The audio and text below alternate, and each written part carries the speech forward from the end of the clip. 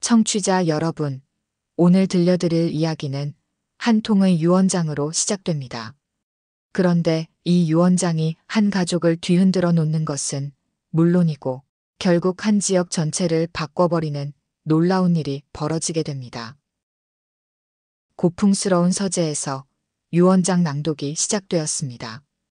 50년 넘게 한자리에서 사업을 일궈온 윤 회장이 세상을 떠난 지 사흘째, 변호사가 엄숙한 표정으로 유언장을 펼쳐들었습니다.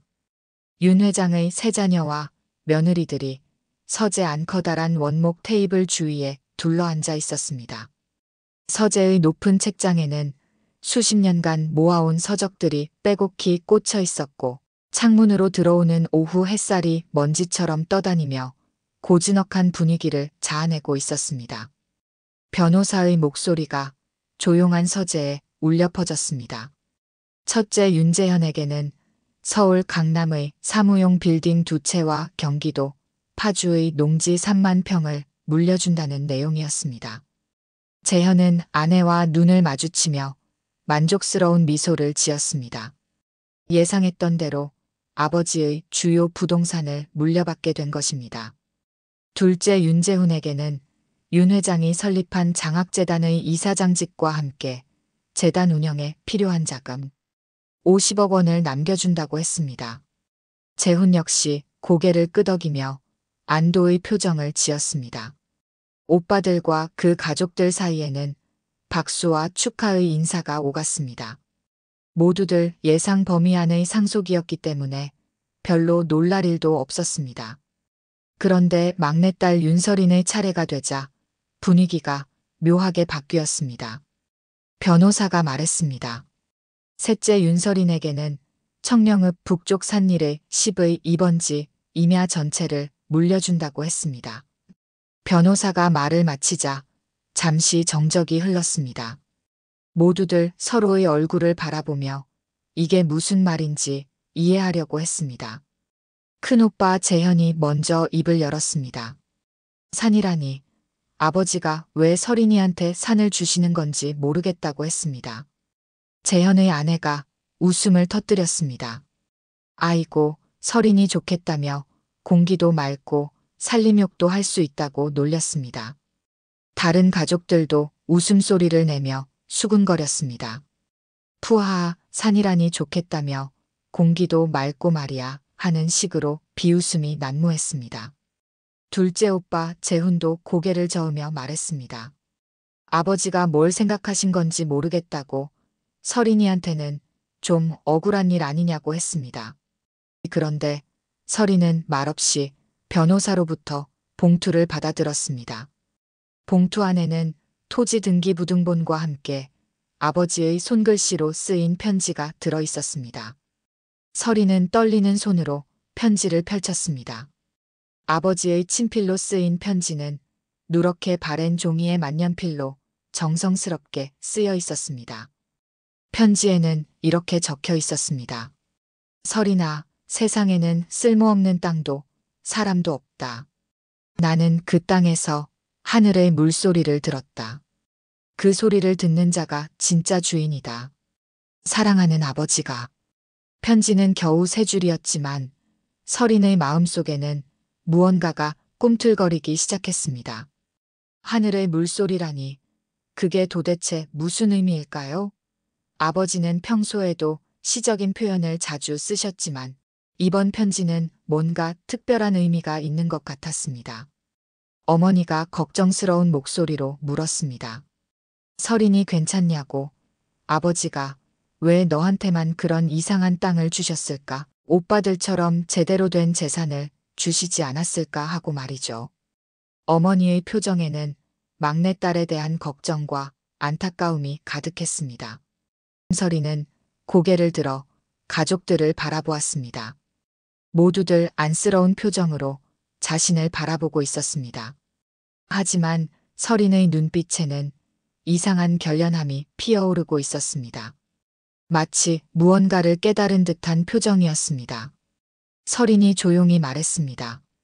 괜찮다고, 아버지께서 자신에게 특별한 선물을 주신 것 같다고 했습니다. 산이 뭐가 나쁘냐며 오히려 도시 생활에 지친 요즘 사람들한테는 더 소중한 것일 수도 있다고 했습니다. 설이는 평소 환경 컨설턴트로 일하면서 자연의 소중함을 누구보다 잘 알고 있었습니다. 큰오빠 재현이 고개를 저었습니다. 설이나 현실을 보라고 했습니다. 그 산으로 뭘 할 수 있겠냐며 나무나 베어서 팔자고 하냐고 했습니다. 둘째 오빠 재훈도 걱정스러운 표정으로 말했습니다. 설인이 혼자 살기도 힘든데 관리비만 해도 만만치 않을 거라고 했습니다. 여자 혼자서 산을 관리한다는 게 현실적으로 쉬운 일이 아니라는 걱정이었습니다. 하지만 설이는 이미 마음을 정한 것 같았습니다. 오빠들에게 걱정 말라고 했습니다. 자신도 컨설턴트로 일하면서 여러 가지 프로젝트를 해봤다고 했습니다. 아버지께서 그 산에서 무언가 특별한 걸 발견하셨던 것 같다고 했습니다. 그날 밤 설이는 아버지의 편지를 다시 읽어보았습니다. 하늘의 물소리를 듣는 자가 진짜 주인이다.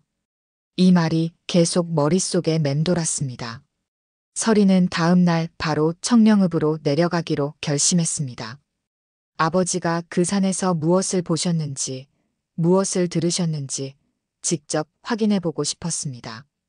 시퀀스 E- 첫 충돌, 보이지 않는 칼날 2200자.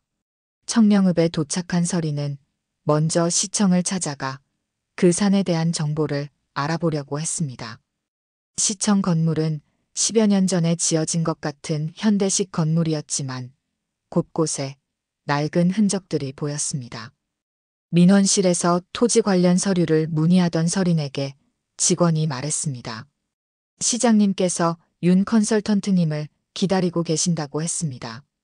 시장실로 안내받은 설인은 최만식 시장을 만났습니다. 최만식 시장은 50대 중반의 인물로 언뜻 보기에는 친근해 보였지만 눈빛 어딘가에 계산적인 면이 엿보였습니다. 시장이 말했습니다. 아, 윤 컨설턴트님. 서울에서 오셨다니 반갑다고 했습니다.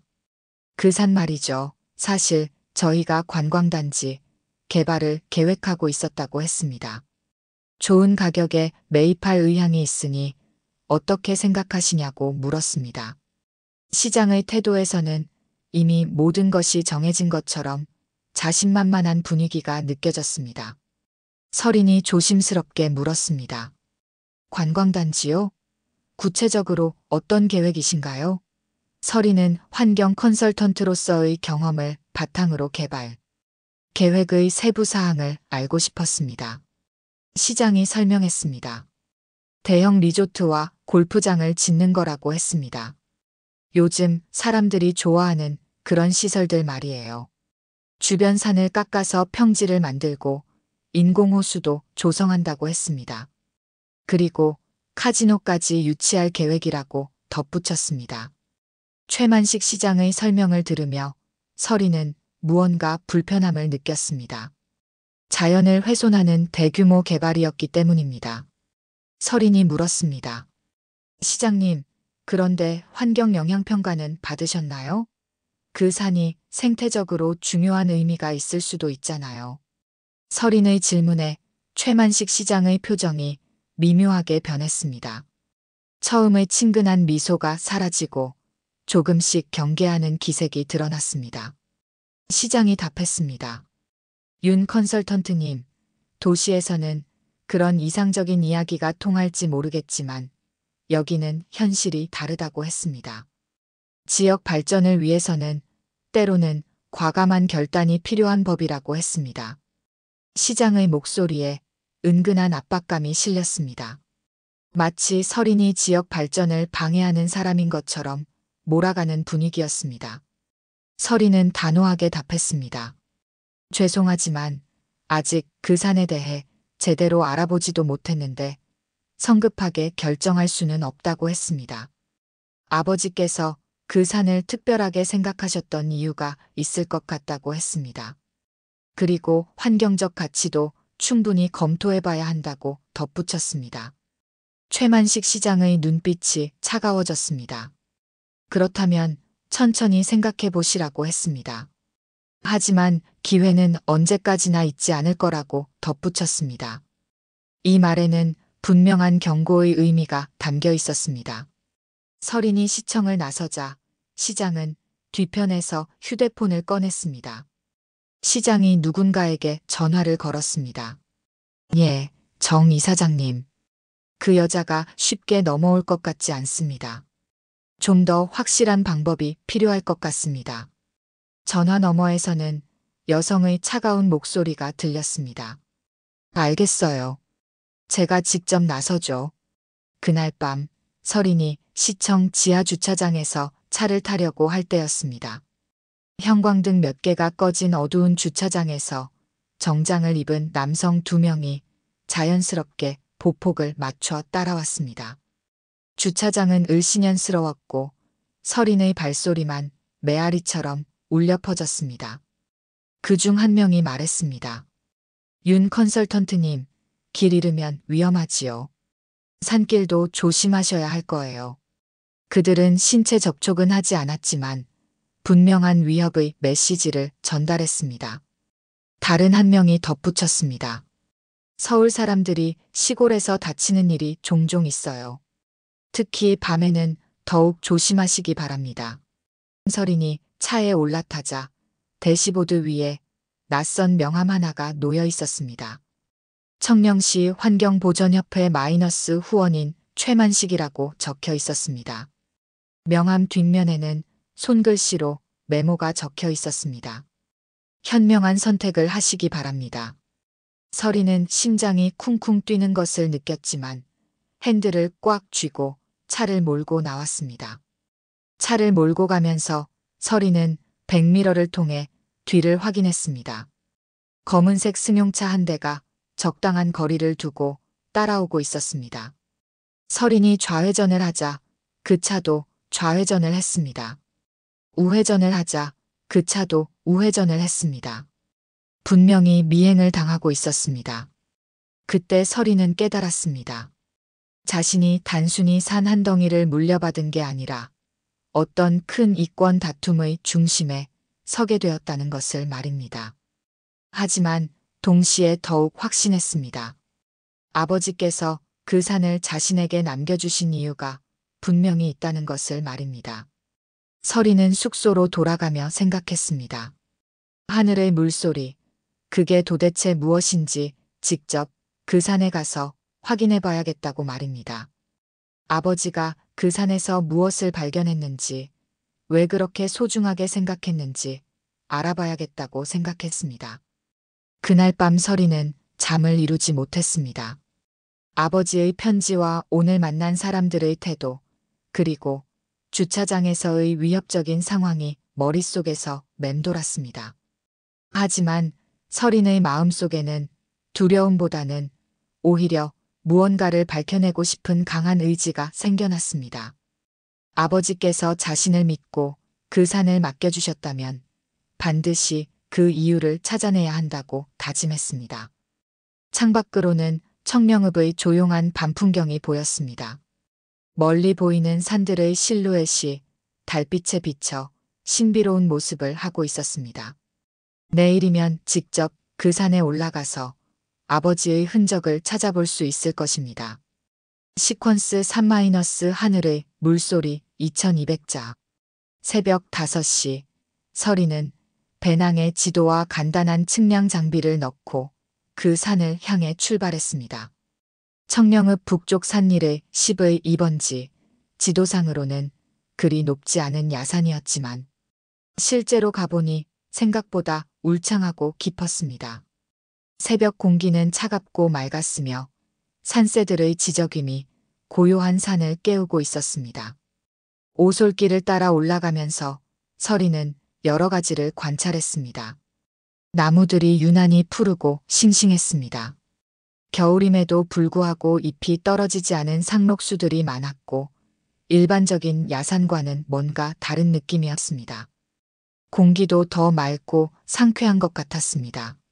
설인은 환경 컨설턴트로서의 경험을 바탕으로 이 산의 특별함을 감지하고 있었습니다. 산을 오르던 설인은 중간쯤에서 이상한 것을 발견했습니다.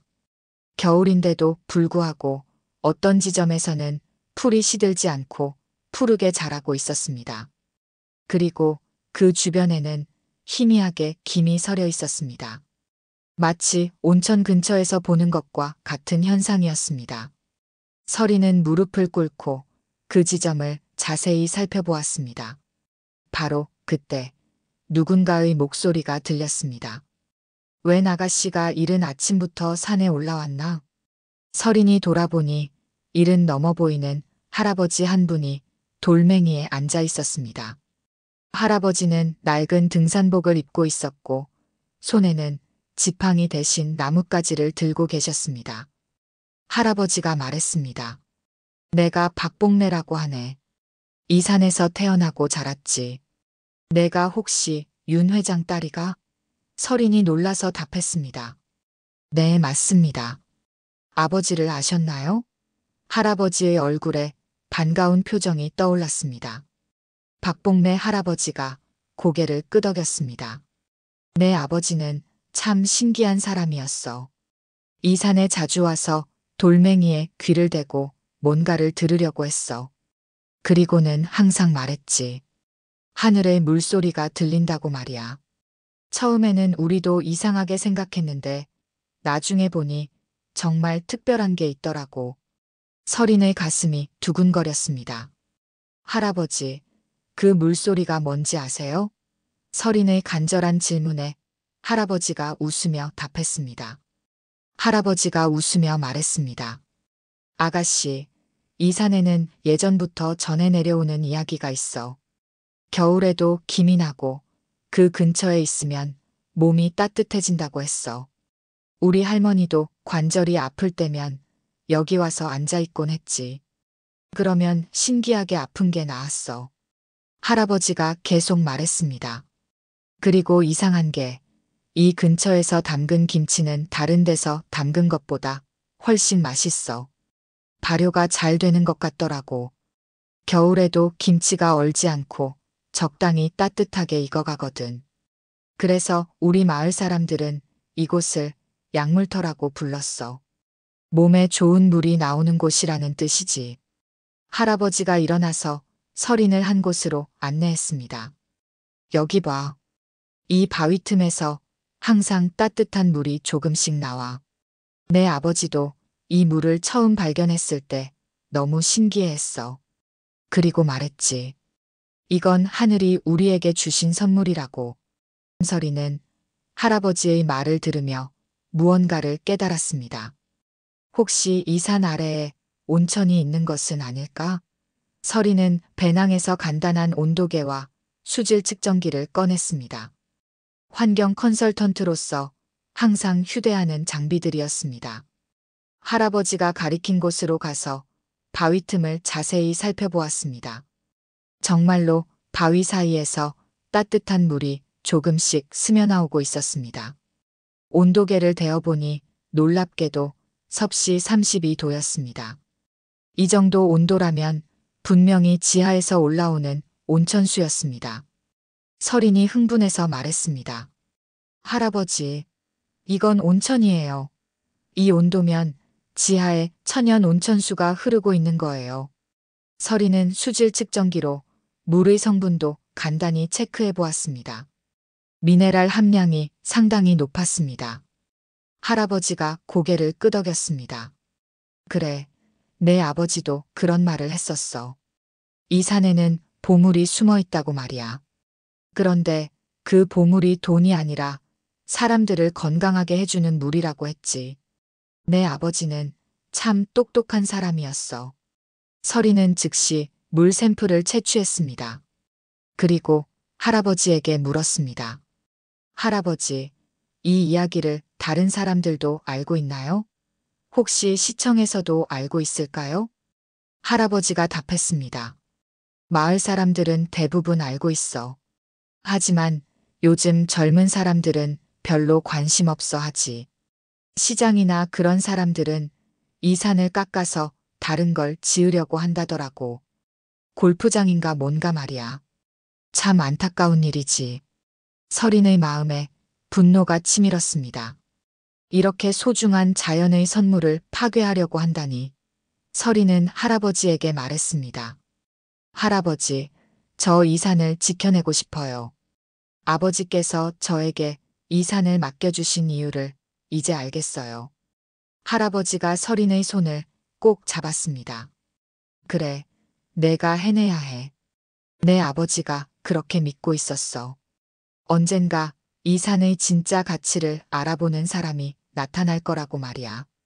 그 사람이 바로 너인 것 같구나. 해가 질 무렵 설이는 할아버지와 함께 산에서 내려왔습니다. 할아버지가 손수 끓여준 된장찌개를 먹으며 설이는 다짐했습니다. 아버지가 들었다는 하늘 제시도와 이계속 편집의 물소리, 그 소리를 이제 온 세상 사람들이 듣게 해드리겠다고 말입니다. 그날 밤 설이는 서울에 있는 지질학과 친구에게 연락했습니다. 물 샘플을 분석해달라고 부탁했습니다. 그리고 온천 개발 전문가들에게도 자문을 구했습니다. 친구는 놀라며 말했습니다. 설이나, 이거 정말 대단한 발견일 수도 있어. 성분 분석해보면 더 정확히 알 수 있을 거야. 며칠 후 결과가 나왔습니다. 그 물은 정말로 천연 온천수였고 미네랄 성분이 풍부해서 피부병이나 관절염에 효과가 있을 것으로 예상된다는 분석 결과였습니다. 특히 황성분과 나듐 성분이 적절히 함유되어 있어서 치료 효과가 뛰어날 것으로 보인다고 했습니다. 설이는 확신했습니다. 이제 이 보물을 세상에 알려야 할 때라고 말입니다. 아버지께서 발견하신 하늘의 물소리가 바로 이것이었구나 하고 깨달았습니다. 설인이 온천 개발 계획을 추진하기 시작하자 최만식 시장과 그 뒤에 있는 정희숙 이사장이 본격적으로 반격에 나섰습니다. 정희숙은 대형 건설회사 대명건설의 이사장으로 그동안 지역 개발 사업을 독점해왔던 인물이었습니다. 정희숙의 사무실은 청명시에서 가장 높은 빌딩 최상층에 있었고 창밖으로는 청명시 전체가 한눈에 내려다 보였습니다. 정희숙이 최만식 시장을 불러 말했습니다. 그 여자를 가만둘 수 없어. 우리 계획이 틀어지면 손해가 어마어마하다고. 이미 골프장 건설을 위해 투자한 돈만 해도 수백억 원이었습니다. 외국 투자자들과의 약속도 있었고 만약 계획이 무산되면 엄청난 위약금을 물어야 했습니다. 최만식 시장이 답했습니다. 이미 여러 방법을 써보고 있습니다.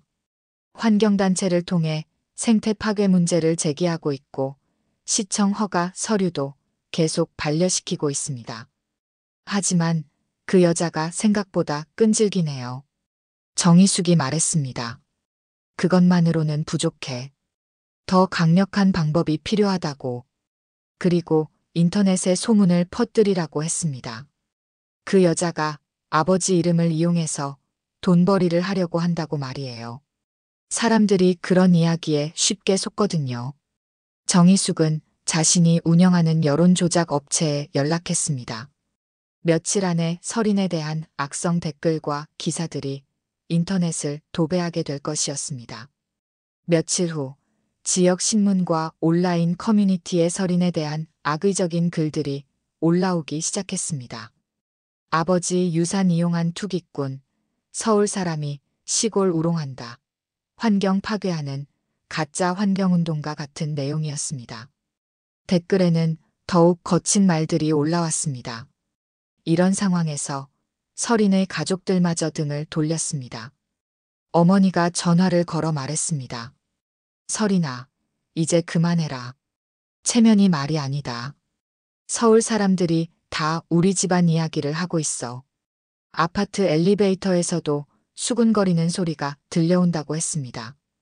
큰오빠 재현도 화를 냈습니다. 설인아, 이 일에 우리 집안 이름 쓰지 마. 아버지 회사 이미지까지 나빠지고 있어. 거래처에서도 이상한 눈으로 보고 있다고 했습니다.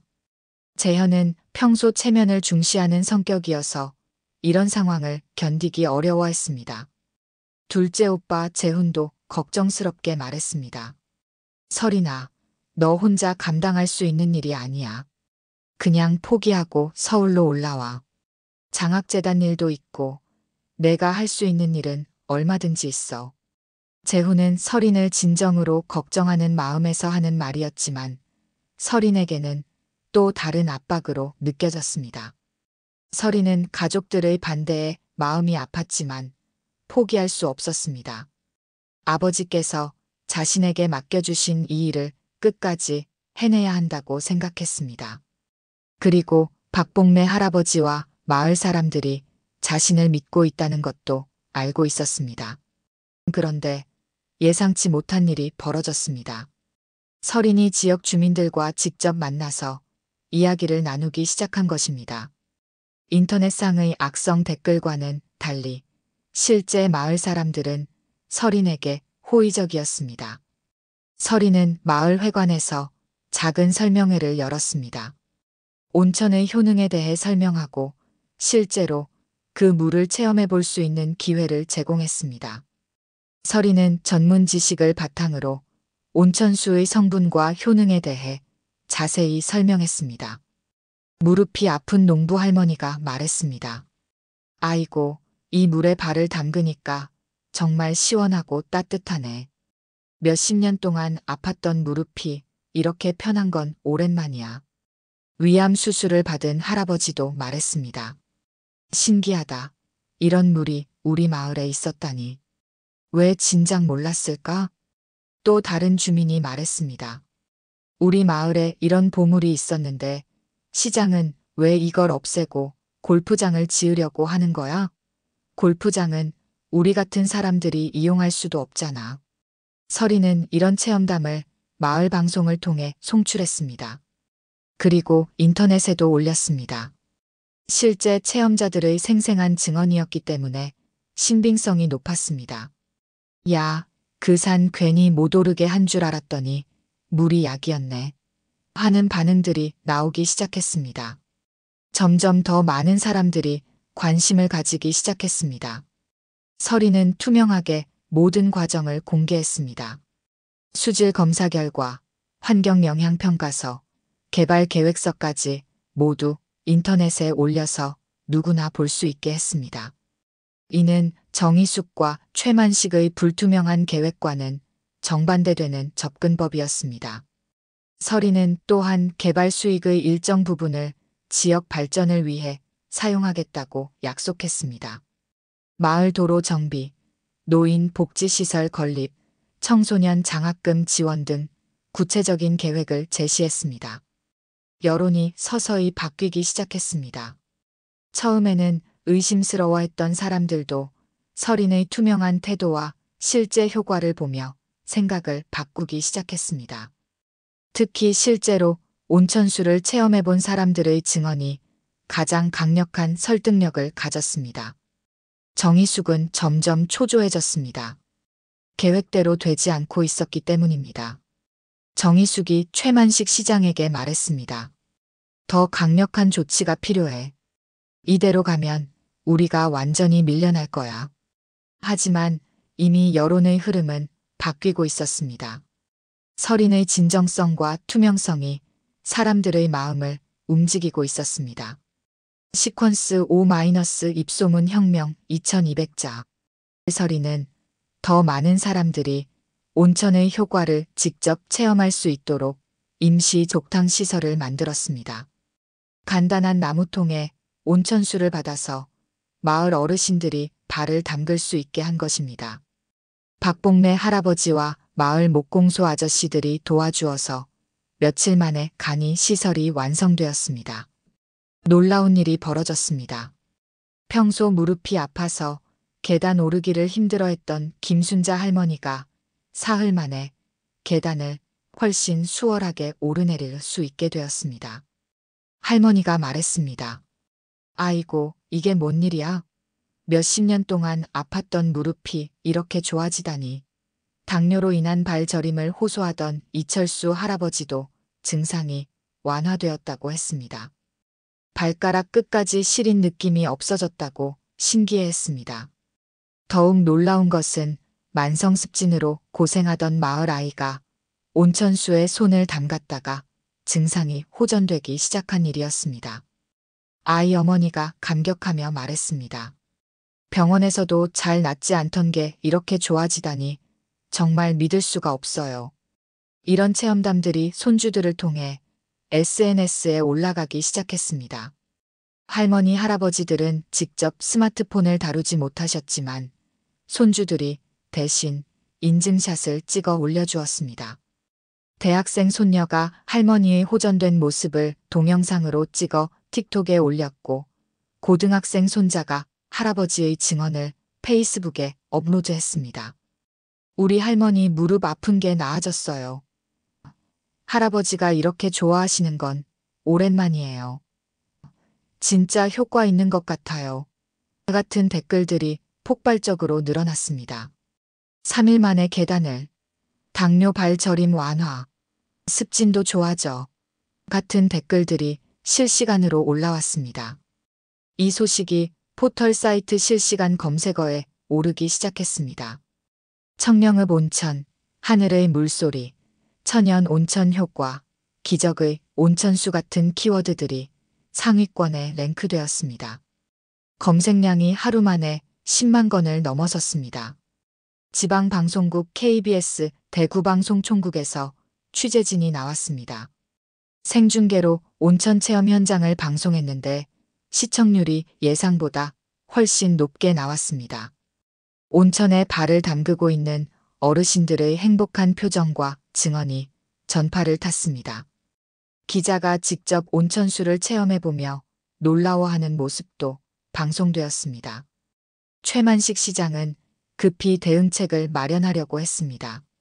청령 한우 축제를 한 달 앞당겨서 이슈를 덮으려고 했지만 이미 온천 이야기가 더 큰 화제가 되어 있었습니다. 사람들의 관심은 한우가 아니라 온천으로 집중되어 있었습니다. 축제 홍보 예산을 2배로 늘렸지만 별 효과가 없었습니다. 서리는 이 기회를 놓치지 않고 투명 경영 선언을 했습니다. 청령시청 대회의실에서 기자회견을 열어서 모든 개발 과정을 투명하게 공개하겠다고 발표했습니다. 회견장에는 지역 언론사뿐만 아니라 서울의 주요 언론사 기자들도 참석했습니다. 설인이 말했습니다. 이 온천 개발은 지역 주민들과 함께 하는 것입니다. 모든 수익은 투명하게 공개되고 지역 발전을 위해 쓰일 것입니다. 환경 모니터링 데이터도 실시간으로 공개하겠습니다. 그리고 개발 과정에서 나오는 모든 서류와 계약서도 인터넷에 공개하겠습니다. 설인은 구체적인 계획도 발표했습니다. 온천 리조트 건설 시 지역 업체를 우선 고용하고 운영 직원도 지역 주민을 우선 채용하겠다고 했습니다. 그리고 수익의 30%는 지역 발전 기금으로 조성하겠다고 약속했습니다. 설인이 기자들 앞에서 당당하게 말했습니다. 숨길 게 없으면 공격할 것도 없죠. 저희는 떳떳하게 이 일을 진행할 것입니다. 만약 제가 거짓말을 하거나 약속을 지키지 않는다면 언제든지 이 사업을 중단하겠습니다. 이 발언이 온라인에서 사이다 멘트라고 불리며 화제가 되었습니다. 사람들은 설인의 당당한 태도와 투명성에 박수를 보냈습니다. 이런 게 진짜 리더십이지. 정치인들도 이렇게 투명하게 일했으면 좋겠다. 설인 씨 같은 분이 더 많아져야 한다 같은 댓글들이 쏟아졌습니다. 유튜브에 올라간 기자회견 영상은 하루 만에 조회수 100만 건을 넘어섰습니다. 특히 젊은 층에서 폭발적인 반응을 보였습니다. 투명성과 진정성을 추구하는 설인의 모습이 기성세대의 불투명한 정치와 대비되어 더욱 주목받았습니다. 반면 최만식 시장과 정의숙 이사장은 점점 궁지에 몰리고 있었습니다. 투명하게 모든 것을 공개하는 설인과 달리 그들의 개발 계획은 불투명하고 의혹이 많았기 때문입니다. 골프장 건설 계획서도 제대로 공개하지 않았고 환경 영향평가도 형식적으로만 진행했습니다. 정희숙이 최만식에게 말했습니다. 이제 우리가 방어적 입장에 서게 되었어. 뭔가 다른 방법을 찾아야 해. 하지만 이미 여론의 흐름은 돌이킬 수 없을 정도로 설인 쪽으로 기울어져 있었습니다. 투명성과 진정성이 의혹과 불투명함을 이기고 있었습니다. 온라인 커뮤니티에서는 청령 온천 지지 모임이 자발적으로 생겨났습니다. 전국에서 수천 명이 가입했고 온천 체험 후기를 공유하며 설인을 응원했습니다. 반대로 최만식 시장에 대한 비판 여론은 날로 거세졌습니다. 그런데 예상치 못한 곳에서 결정적인 단서가 나왔습니다. 둘째 오빠 윤재훈이 설인에게 비밀스럽게 연락을 해온 것입니다. 재훈은 처음에는 설인의 일을 반대했지만 점점 상황을 지켜보면서 생각이 바뀌고 있었습니다. 재훈이 설인에게 조용한 카페에서 만나자고 했습니다. 재훈은 평소보다 진지한 표정이었습니다. 설인아, 미안하다. 그동안 너를 이해하지 못해서 미안해. 그런데 지금 내가 하는 일이 옳은 것 같아. 그래서 너에게 도움이 될 만한 정보를 알려주고 싶어. 재훈은 장학재단 일을 하면서 우연히 알게 된 정보가 있다고 했습니다. 재단 회계 업무를 담당하는 직원이 이상한 점을 발견했다고 했습니다. 청령 씨와 관련된 후원금 명목으로 들어온 돈의 출처가 의심스럽다는 것이었습니다. 그리고 시청 내부에서 일하는 공무원이 제보해준 문건이 있다고 했습니다. 그 공무원은 최만식 시장의 비리를 오래전부터 의심하고 있었지만 혼자서는 어떻게 할 수 없어서 고민하고 있었다고 했습니다. 그 문건에는 놀라운 내용이 들어 있었습니다. 정희숙이 운영하는 대명건설에서 나온 자금이 여러 경로를 거쳐 최만식 시장 가족 명의의 계좌로 이동한 정황이 자세히 기록되어 있었습니다. 총 금액은 20억 원이 넘었습니다. 그리고 그 돈이 설인의 온천 개발을 방해하는 용도로 쓰였다는 증거도 있었습니다. 여론조작 업체에 지급된 3천만 원, 가짜 환경단체 운영비 5천만 원, 악성 기사 작성비 2천만 원 등 구체적인 내역까지 기록되어 있었습니다. 심지어 설인을 감시하라고 사설탐정에게 지급한 비용까지 있었습니다. 재훈이 설인에게 말했습니다. 이 문건을 어떻게 활용할지는 내가 결정해. 하지만 이런 부정부패는 반드시 밝혀져야 한다고 생각해. 나도 재단 일을 하면서 깨달았어. 정직하지 않으면 결국 모든 게 무너진다는 걸 말이야. 설인은 재훈의 마음을 이해했습니다. 오빠도 결국 옳고 그름을 구분할 줄 아는 사람이었구나 하고 생각했습니다. 그리고 이 문건이 얼마나 위험한 것인지도 알고 있었습니다. 재훈이 큰 용기를 낸 것이었습니다. 설인은 신뢰할 만한 탐사 기자와 함께 긴급 기자회견을 준비했습니다. 그 기자는 KBS 탐사보도부의 박민수 기자였습니다. 박 기자는 지역 비리를 전문적으로 다루는 베테랑이었고 설인의 이야기를 들은 후 이것이 큰 사건이 될 것이라고 확신했습니다. 기자회견은 라이브 방송으로 진행되었습니다. 청령시민회관 대강당에서 열린 이 기자회견에는 전국의 주요 언론사 기자들이 몰려들었습니다. 온라인으로도 동시 중계되어 실시간 시청자가 급속히 증가했습니다. 기자회견장에는 대형 스크린이 설치되어 있었습니다. 설인과 박민수 기자가 번갈아가며 정희숙과 최만식의 부정부패 정황을 설명했습니다. 스크린에는 돈의 흐름을 보여주는 애니메이션이 나왔고 계좌 이체 내역과 영수증 사본들이 공개되었습니다. 가장 충격적인 순간은 익명 제보자의 육성 증언이 재생될 때였습니다. 목소리는 변조되어 있었지만 내용은 생생하고 구체적이었습니다. 시장님이 직접 지시했습니다. 그 여자를 어떻게든 막아야 한다고, 돈이 얼마나 들든 상관없다고 했습니다. 실시간 시청자 수가 급격히 증가했습니다. 10만 명, 20만 명, 30만 명을 돌파했습니다. 유튜브, 네이버 TV, 페이스북 라이브 등 여러 플랫폼을 합치면 50만 명이 넘는 사람들이 동시에 시청하고 있었습니다. 댓글창에는 분노의 메시지들이 쏟아졌습니다. 이런 부정부패가 있었다니. 최만식 사퇴하라. 정의가 승리해야 한다.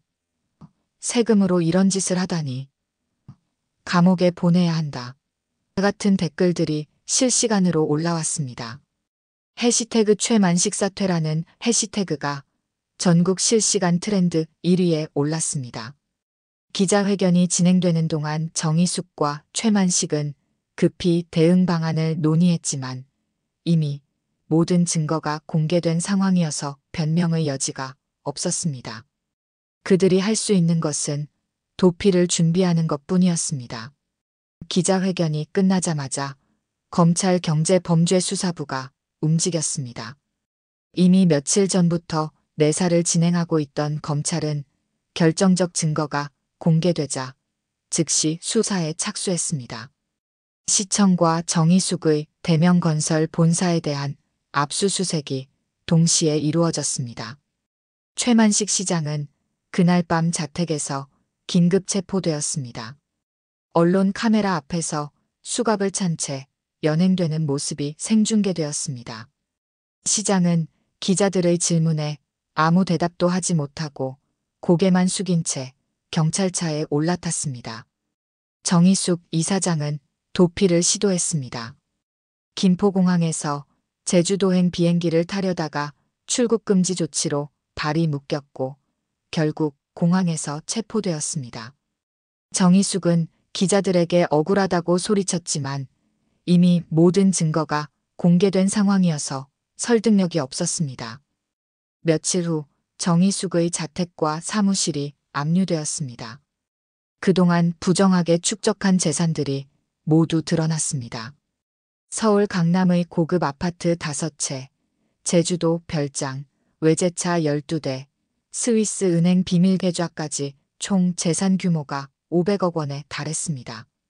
서리는 이 모든 상황을 지켜보며 복잡한 감정을 느꼈습니다. 기쁘기도 했지만 동시에 안타깝기도 했습니다. 이런 방법이 아니라 처음부터 투명하고 정직하게 했다면 모두가 함께 발전할 수 있었을 텐데 하는 생각이 들었습니다. 하지만 이제 진짜 중요한 일이 시작되었습니다. 온천을 제대로 개발해서 지역 주민들과 찾아오는 모든 사람들에게 도움이 되는 공간을 만드는 것이었습니다. 서리는 부정부패를 척결하는 것만이 목적이 아니라 진정한 지역 발전을 이루는 것이 자신의 사명이라고 생각했습니다. 시퀀스 7- 청령 치유 리조트 개장 2200자 1년 후 청령읍 북쪽 야산에는 아름다운 온천 리조트가 들어섰습니다. 서리는 자연 환경을 최대한 보존하면서 친환경적인 목조 건물로 리조트를 지었습니다. 건축 과정에서 나무 한 그루도 불필요하게 베지 않았고 기존의 지형과 조화를 이루도록 설계했습니다. 야산의 능선을 그대로 살리고 나무들도 최대한 베지 않고 건물 사이사이에 자연스럽게 배치했습니다. 온천수는 자연 그대로의 온도와 성분을 유지하도록 했습니다. 인공적인 첨가물은 일체 사용하지 않았고 온천수가 흐르는 관로도 모두 친환경 소재로 만들었습니다. 리조트의 이름은 하늘물 치유센터로 정했습니다. 아버지께서 말씀하신 하늘의 물소리에서 따온 이름이었습니다.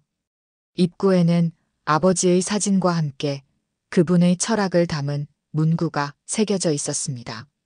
세상에는 쓸모없는 땅도 사람도 없다.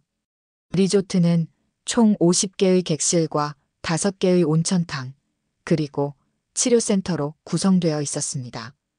특히 치료센터에는 관절염, 피부병, 순환기 질환 전문의들이 상주하면서 온천 치료 프로그램을 운영했습니다. 개장식 날 서리는 특별한 손님들을 초대했습니다. 독립유공자 가족들과 지역 학생들 200명을 무료로 초청했습니다. 그리고 국악과 오케스트라가 함께하는 특별 공연도 준비했습니다. 전통 가야금 연주와 현대 바이올린이 어우러진 연주는 참석자들에게 깊은 감동을 주었습니다. 개장식에는 예상보다 훨씬 많은 사람들이 참석했습니다. 지역 주민들은 물론이고 서울에서도 많은 사람들이 찾아왔습니다. 온천 효과에 대한 소문이 전국적으로 퍼져 있었기 때문입니다. 개장식 무대에서 놀라운 일이 벌어졌습니다. 큰오빠 윤재현이 무대에 올라가서 눈물을 흘리며 사과했습니다. 재현은 평소 감정 표현을 잘하지 않는 성격이었는데 이날만큼은 진심이 담긴 눈물을 보였습니다. 재현이 말했습니다. 여러분, 그리고 설이나. 나는 그동안 돈으로만 모든 것을 판단했습니다. 아버지께서 설인이에게 주신 그 산의 진정한 가치를 알지 못했습니다. 돈으로는 잴 수 없는 보물을 설인이가 찾아냈습니다. 정말 미안합니다. 재현이 계속 말했습니다. 설인이가 이 일을 하는 동안 가족으로서 도움이 되지 못하고 오히려 방해만 했습니다. 하지만 이제 알겠습니다. 진정한 성공은 돈을 많이 버는 것이 아니라 사람들에게 도움이 되는 일을 하는 것이라는 걸 말입니다. 관객들이 뜨거운 박수를 보냈습니다. 가족 간의 화해와 진정한 가치의 발견을 축하하는 박수였습니다. 둘째 오빠 재훈도 무대에 올라가서 설인을 꼭 안아주었습니다. 재훈이 말했습니다. 설인아, 내가 정말 자랑스럽다. 내가 우리 가족의 자부심이야. 무대 뒤편에서는 정희숙이 청소 유니폼을 입고 서 있었습니다. 정희숙은 재판에서 사회봉사명령 2000시간을 받아서 리조트에서 일하게 되었습니다. 처음에는 자존심이 상했지만 점점 이곳의 의미를 이해하게 되었습니다. 설인이 정희숙에게 다가가서 말했습니다. 여기서는 신분이나 과거가 중요하지 않아요. 마음으로 일하는 곳입니다. 사람들을 도와주는 마음만 있으면 됩니다. 정희숙은 고개를 숙이며 감사하다고 말했습니다. 처음에는 굴욕적이라고 생각했는데 지금은 이 일이 자신의 죄를 씻는 의미 있는 시간이라고 느끼고 있었습니다. 정희숙이 말했습니다. 설인 씨, 제가 잘못했습니다. 욕심 때문에 소중한 것들을 보지 못했어요. 이제라도 제대로 된 일을 하고 싶습니다. 설인은 정희숙의 손을 잡아주며 말했습니다. 과거는 과거예요. 지금부터가 중요하죠. 그날 저녁 어머니가 설인의 팔을 꼭 잡고 말했습니다. 설인아, 엄마가 틀렸다. 제일 쓸모없어 보이는 게 제일 귀한 거였구나. 아버지께서 왜 너에게 그 산을 주셨는지 이제 알겠어. 엄마가 정말 미안하다. 어머니가 계속 말했습니다. 처음에는 내가 고생만 하는 줄 알았어. 그런데 이렇게 많은 사람들이 행복해하는 걸 보니까 내가 정말 큰일을 해낸 거구나. 아버지도 하늘에서 얼마나 기뻐하실까. 설이는 어머니를 꼭 안으며 말했습니다. 어머니, 이제 우리 모두 함께 이 일을 해나가요. 아버지께서 원하셨던 것이 바로 이런 거예요. 가족이 하나 되어서 사람들을 도우는 일 말입니다. 그날 밤 리조트에는 따뜻한 온천물에서 피어오르는 수증기가 은은하게 퍼져 있었습니다. 사람들의 웃음소리와 대화소리가 산 전체를 따뜻하게 감쌌습니다. 온천에 몸을 담그고 있는 사람들의 얼굴에는 평온함과 행복이 가득했습니다. 박봉래 할아버지도 특별히 초대되어 온천을 체험했습니다. 할아버지가 말했습니다. 윤 회장님이 꿈꾸던 게 바로 이런 거였을 거야. 이 산에서 하늘의 물소리를 들었다고 하셨는데 그 소리가 바로 사람들의 행복한 웃음소리였구나. 개장 첫날부터 리조트는 완전히 예약이 찼습니다. 전국에서 온천의 치료 효과를 보러 오는 사람들로 북적였습니다. 하지만 설이는 상업적 성공보다는 진정한 치유가 이루어지는 것에 더 큰 의미를 두었습니다. 시퀀스 8- 진짜 유산 2200자. 개장 한 달 후 리조트 정상에 있는 전망대에서 기념비 제막식이 열렸습니다. 기념비는 그 지역에서 나는 화강암으로 만들어졌고 서린이 직접 쓴 글귀가 새겨져 있었습니다. 기념비 앞에는 아버지의 흉상도 함께 세워져 있었습니다. 보물은 땅속이 아니라 사람에게 있었다. 윤서린. 아버지께서 발견하신 진정한 보물은 온천수 자체가 아니라 그것을 통해 사람들이 건강해지고 행복해지는 것이었습니다. 그리고 그 과정에서 사람들이 서로를 이해하고 화해하게 되는 것이었습니다. 이 기념비는 그런 의미를 후세에 전하기 위한 것이었습니다. 제막식에는 지역 주민들뿐만 아니라 온천 치료를 받아 건강을 회복한 사람들도 많이 참석했습니다. 서울에서 온 관절염 환자, 부산에서 온 아토피 환자, 대구에서 온 당뇨 환자 등 전국 각지에서 온 사람들이 감사의 마음을 전하기 위해 찾아왔습니다. 한 환자가 말했습니다. 이곳에서 일주일 치료받고 10년 동안 앓던 관절염이 많이 좋아졌어요. 정말 기적 같은 일이에요. 다른 환자도 말했습니다. 아이 아토피가 거의 완치되었어요. 병원에서도 놀라워해요. 제막식에서 서린은 중요한 발표를 했습니다. 리조트 수익의 60%로 하늘물 재단을 설립한다고 선언했습니다. 이는 애초 약속했던 30%보다 늘어난 것이었습니다. 서린이 말했습니다. 이 재단은 3가지 목적을 가지고 있습니다. 첫째, 경제적으로 어려운 학생들을 위한 장학금 지원입니다. 매년 100명의 학생에게 대학 등록금 전액을 지원하겠습니다. 둘째, 독립유공자분들의 요양과 치료 지원입니다. 이곳 온천에서 무료로 치료받을 수 있도록 하겠습니다. 셋째, 지역 청년들의 창업 펀드 지원입니다.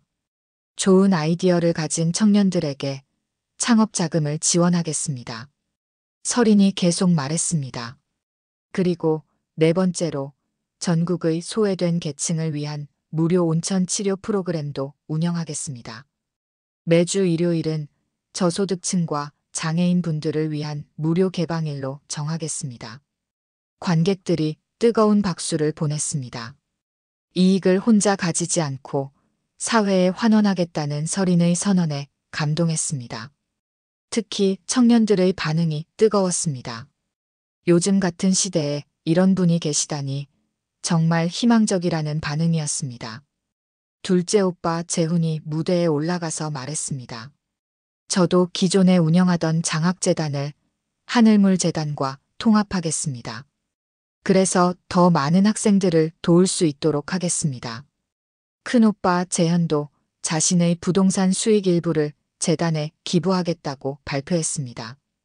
가족들과 지역 주민들, 그리고 리조트 직원들까지 500여 명이 모여서 야간 온천 나이트쇼를 관람했습니다.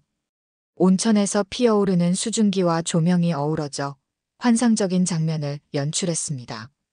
하늘에는 별이 총총했고 온천물의 따뜻함과 어우러져 신비로운 분위기를 자아냈습니다. 라이트쇼가 끝나고 사람들은 온천에 들어가서 하루의 피로를 풀었습니다. 온천물에 몸을 담그고 있으면 일상의 스트레스와 걱정이 모두 사라지는 것 같았습니다. 이것이 바로 아버지께서 말씀하신 하늘의 물소리였습니다. 행사가 끝나고 서린은 혼자 아버지의 기념비 앞에 섰습니다. 밤하늘에는 별들이 반짝이고 있었고 멀리서 온천의 수증기가 피어오르고 있었습니다. 서린이 하늘을 바라보며 조용히 말했습니다.